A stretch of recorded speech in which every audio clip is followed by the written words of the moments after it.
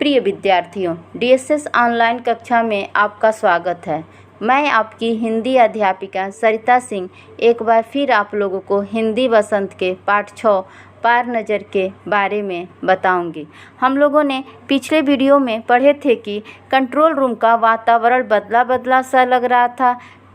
Computer के TV screen पर एक बिंदु झलक रही थी तो छोटू के पापा को शक हुआ, कहीं ये अंतरिक्ष यान तो नहीं है, और वह सोचने लगे कि यह कहाँ से आया होगा। सौरमंडल के किस ग्रह पर जीवों का अस्तित्व है? अगर है भी तो क्या वो इतनी प्रगति कर चुका है कि वह अंतरिक्ष यान छोड़ सके? उसके बाद फिर वो कहते हैं, काश इस नए मेहमान को नज़दीक से देखा जा सकता। हाँ, अगर वो हमारी तरफ आएगा तो यह संभव हो सकेगा। आज हम इसके आगे की कहानी को पढ़ेंगे और उसकी व्याख्या करेंगे। अब अंतरिक्षयान से एक यांत्रिक हाथ बाहर निकला। हर पल उसकी लंबाई बढ़ती ही जा रही थी। छोटू के पापा ने अवलोकन जारी रखा। अवलोकन का अर्थ होता है बेटा बारीकी से देखना। तो छोटू के पापा उस अंतरिक्षयान को बहुत ध्यानपूर्वक देख रहे थे। तो उन्होंने देखा कि उस अंतरिक्षयान से एक यांत्रिक हाथ क्या हो रहा है, बाहर निकल रहा है। तो यहाँ दिया है बेटा यांत्रिक हाथ। यांत्रिक हाथ का अर्थ होता है यंत्रों की सहायता से कार्य करने वाला हाथ, क्योंकि वो यंत्र द्वारा यानी उपकरण द्वारा बनाया गया वो हाथ होता है। तो देखा कि अंतरिक्षयान से एक यांत्रिक हाथ बाहर निकल रहा है और उस यांत्रिक हाथ की लंबाई क्या हो रही है, हर पल बढ़ती ही जा रही है। कॉलोनी की प्रबंध समिति की सभा बुलाई गई थी। प्रबंध समिति यानी प्रबंध करने वाली सभा अर्थात कार्यकारिणी। अध्यक्ष भाषण दे रहे थे। हाल ही में मिली जानकारी से पता चलता है कि 2 अंतरिक्षयान हमारे मंगल ग्रह की तरफ बढ़ते ही चले आ रहे हैं। इनमें से एक अंतरिक्षयान हमारे गिर्द चक्कर काट रहा है। कंप्यूटर के अनुसार ये अंतरिक्षयान नज़दीक के ही किसी ग्रह से छोड़े गए हैं। ऐसी हालत में हमें क्या करना चाहिए, इसकी कोई सुनिश्चित योजना बनानी जरूरी है। नंबर 1, आपका क्या ख्याल है? गिर्द का अर्थ होता है बेटा चारों ओर। तो उसके बाद कॉलोनी की एक मीटिंग हुई, एक सभा बुलाई गई। तो जो उसके अध्यक्ष थे वे भाषण दे रहे थे। उन्होंने कहा कि मुझे हाल ही में जानकारी मिली है कि 2 अंतरिक्षयान हमारे मंगल ग्रह की तरफ बढ़ते ही चले आ रहे हैं और इनमें से जो एक अंतरिक्षयान है वो हमारे चारों तरफ क्या कर रहा है, चक्कर काट रहा है। तो कंप्यूटर के अनुसार ये अंतरिक्षयान, कंप्यूटर द्वारा हमें ये पता चला कि ये अंतरिक्षयान हमारे किसी नज़दीक ग्रह से ही क्या हुए हैं, भेजे गए हैं। तो उनसे कैसे हमें निपटना है उसकी एक हमें भली भांति योजना बना लेनी चाहिए, एक सुनिश्चित योजना बना लेनी चाहिए। नंबर 1, आपका क्या ख्याल है? उसके बाद वो नंबर 1 से पूछते हैं कि आपका क्या ख्याल है। कॉलोनी की सुरक्षा की पूरी जिम्मेदारी नंबर 1 पर थी। उन्होंने कुछ कागज समेटते हुए बोलना आरंभ किया। इन दोनों अंतरिक्षयानों को जलाकर खाक कर देने की क्षमता हम रखते हैं, मगर इससे हमें कोई जानकारी हासिल नहीं हो सकेगी। अंतरिक्षयान बेकार कर जमीन पर उतरने पर मजबूर कर देने वाले यंत्र हमारे पास नहीं हैं। हालांकि अगर ये अंतरिक्षयान खुद ब खुद जमीन पर उतरते हैं तो उन्हें बेकार कर देने की क्षमता हम में अवश्य है।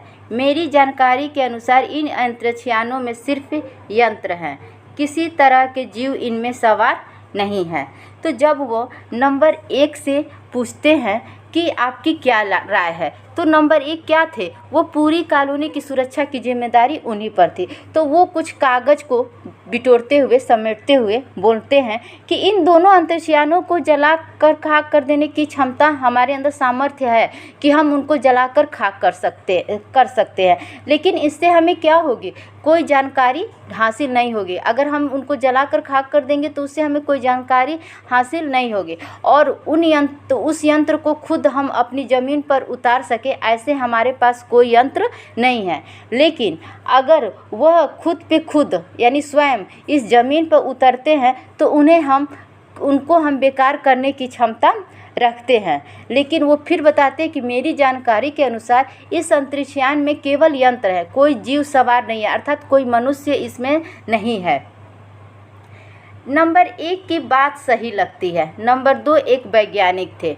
वे बोले, हालांकि यंत्र को बेकार कर देने में भी खतरा है। इनके बेकार होते ही दूसरे ग्रह के लोग हमारे बारे में जान जाएंगे, इसलिए मेरी राय में सिर्फ अवलोकन करते रहना चाहिए। उसके बाद नंबर 2 की बारी आती है। तो नंबर 2 जो कि एक वैज्ञानिक है, तो जब नंबर 1 की बात सुनते हैं कि सिर्फ इसमें यंत्र है, इनमें कोई जीव सवार नहीं है, तो वो कहते हैं कि मैं इनकी बातों से सहमत हूँ, लेकिन इन यंत्रों को बेकार कर देने में भी खतरा है। कहते हैं कि जो इनको बेकार करने की बात की जा रही है तो उसमें भी खतरा है, क्योंकि इनके बेकार होते ही उस ग्रह के लोग हमारे बारे में जान जाएंगे। तो इससे अच्छा है कि सिर्फ हमें इसे ध्यानपूर्वक देखते रहना चाहिए कि वे क्या कर रहे हैं।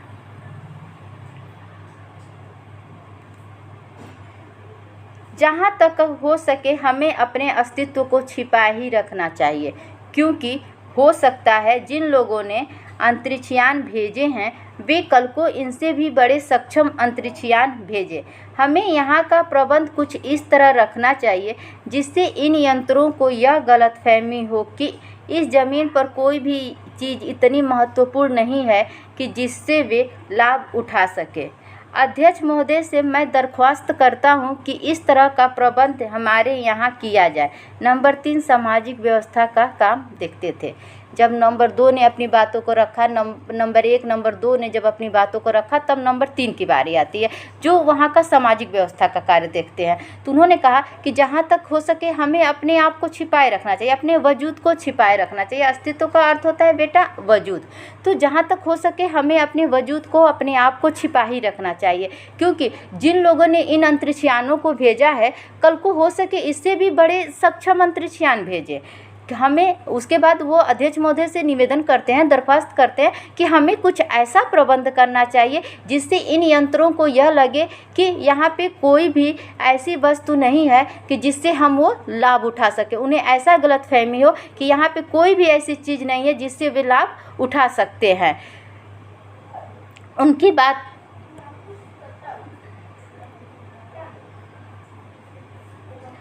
बात के जवाब में अध्यक्ष कुछ बोलने ही जा रहे थे कि फ़ोन की घंटी बजी। अध्यक्ष ने चोंगा उठाया। 1 मिनट के बाद सभा को संबोधित करते हुए उन्होंने कहा, भाइयों, अंतरिक्षयान क्रमांक 1 हमारी ज़मीन पर उतर चुका है। जब इन नंबर 1, नंबर 2, नंबर 3 की बातों को जब अध्यक्ष सुने तो कुछ बोलने ही जा रहे थे, तब तक फ़ोन की घंटी बजी। उसके बाद उन्होंने चोंगा उठाया। चोंगा टेलीफोन का वह भाग जिससे हम बात करते हैं या सुनते हैं। तो जब वो बोलने तब तक फ़ोन की घंटी बजी और उन्होंने 1 मिनट तक उस पर बात किया। उसके बाद फिर उन्होंने सभा को संबोधित करते हुए कहा कि भाइयों, अंतरिक्ष का एक संख्या क्या हुआ है, एक अंतरिक्षयान हमारे ज़मीन पर उतर चुका है। वह दिन छोटू के लिए बड़ा ही महत्वपूर्ण दिन था। पापा उसे कंट्रोल रूम ले गए थे। यहाँ से अंतरिक्षयान क्रमांक 1 साफ नज़र आ रहा था। उस दिन छोटू अपने पापा के साथ कंट्रोल रूम में गया था, इसलिए वो उसके लिए क्या था, वो महत्वपूर्ण दिन था। और वहाँ से अंतरिक्षयान पूरी तरह से साफ दिखाई दे रहा था। कैसा अजीब लग रहा है यहाँ, इसके अंदर क्या होगा पापा, छोटू ने पूछा। छोटू ने अपने पापा से पूछा, कैसा यह विचित्र चीज़ है, इसके अंदर क्या होगा पापा? अभी नहीं बताया जा सकता, दूर से ही इसका निरीक्षण जारी है। उस पर बराबर हमारा ध्यान है और उसके हर अंग पर हमारा नियंत्रण है। वक्त आने पर ही हम अगला कदम उठाएंगे, छोटू के पापा ने बताया। उन्होंने छोटू को एक कंसोल दिखाया जिस पर कई बटन थे। देखो बेटा, कंसोल पैनल यही होता है जिसमें क्या है, अनेकों प्रकार के यहाँ पे बटन दिखाई दे रहे हैं। तब छोटू के पापा ने उसको बताया कि अभी कुछ बताया नहीं जा सकता है, सिर्फ हम इसको दूर से इसको देख सकते हैं और हमारा ध्यान है हर अंग पर, इसको हमारा नियंत्रण है कि उस अंतरिक्षयान है वह यांत्रिक क्या कर रहा है, उसके हर अंग पर हम क्या कर रहे हैं, नियंत्रण रख रहे हैं। वक्त आने पर ही हम कदम उठाएंगे कि वो जब कुछ ऐसा कार्य करेगा तो हमें लगेगा, तब हम कदम उठाएंगे। छोटू के पापा ने यह सब छोटू को बताया। उन्होंने उसके बाद छोटू को एक कंसोल दिखाया। मैंने यहाँ पे कंसोल बताया बेटा कि यही कंसोल, जिस पे क्या थे, कई प्रकार के बटन थे। अब अंतरिक्षयान से एक यांत्रिक हाथ बाहर निकाला। उसके बाद उस अंतरिक्षयान से एक यांत्रिक का हाथ बाहर निकला, जिसकी हर पल लंबाई क्या हो रही थी, बढ़ती ही जा रही थी। उस अंतरिक्षयान से एक यांत्रिक का हाथ बाहर निकला, जिसकी लंबाई बढ़ती ही जा रही थी। वह शायद जमीन तक पहुंचकर मिट्टी उकेर लेना चाहता था। सब लोग स्क्रीन पर दिखाई दे रही अंतरिक्षयान की इस हरकत को ध्यान से देख रहे थे, सिवाय एक के। उसका ध्यान कहीं और ही था। उस अंतरिक्षयान की जब हाथ की लंबाई बढ़ती ही जा रही थी, तब वो शायद वह मंगल ग्रह के ज़मीन से मिट्टी को लेना चाहता था, मिट्टी को खोद कर लेना चाहता था। यह सब लोग स्क्रीन पर उस अंतरिक्षयान की इस हरकत को देख रहे थे, सिवाय एक का। उसका ध्यान कहीं और था। तो वह कौन था बेटा? छोटू। छोटू का सारा ध्यान था कंसोल पैनल पर। कंसोल का एक बटन दबाने को अपनी ओर वह रोक नहीं पाया। वह लाल बटन उसे बरबस अपनी तरफ खींच रहा था। सब लोग उस अंतरिक्षयान की हरकत को देख रहे थे और छोटू का ध्यान कंसोल पे था, क्योंकि कंसोल पे मैंने बताया था कई प्रकार के बटन थे। तो उसमें एक लाल बटन था, जिसको वह क्या हुआ, वह अपनी इच्छा को रोक नहीं पाया। उस लाल बटन को दबाने की इच्छा से वो रोक नहीं पा रहा था, क्योंकि वो लाल बटन उसको अपनी तरफ क्या कर रहा था, आकर्षित कर रहा था। तो वो उसने क्या किया, लाल बटन दबा दिया और सहसा खतरे की घंटी बजी। सहसा का अर्थ होता है अचानक। सबकी निगाहें कंसोल की तरफ मुड़ी। पापा ने छोटू को अपनी तरफ खींचते हुए एक झापड़ रसीद दिया और लाल बटन को पूर्व स्थिति में ला रखा। तब तक छोटू ने जब लाल बटन को दबाया तो अचानक खतरे की घंटी बज गई और सबकी जो नज़र थी, निगाहें थी, वो कंसोल पैनल की तरफ मुड़ गई। और तब तक छोटू के पापा ने छोटू को अपनी तरफ गुस्से से अपनी तरफ खींचा और एक थप्पड़ लगा दिया और फिर से लाल बटन को पूर्व स्थिति में ला दिया। तो बेटा ये थी आज तक हम लोग आज की कहानी, और आगे की वीडियो में हम इसके आगे की कहानी को पढ़ेंगे और उसकी व्याख्या करेंगे। उम्मीद है आप लोगों को समझ में आया होगा। धन्यवाद।